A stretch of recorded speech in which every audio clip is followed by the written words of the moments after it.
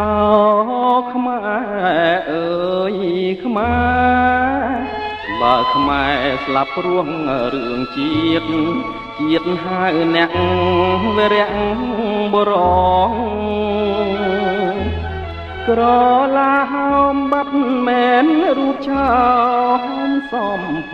ងតែប្រលឹងនៅរួង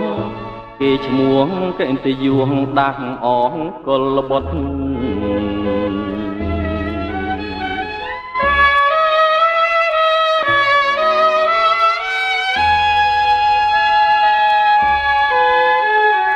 ចូលសងសឹកប្រយុទ្ធកុំស្លុតកាន់អាវុធយកជ័យ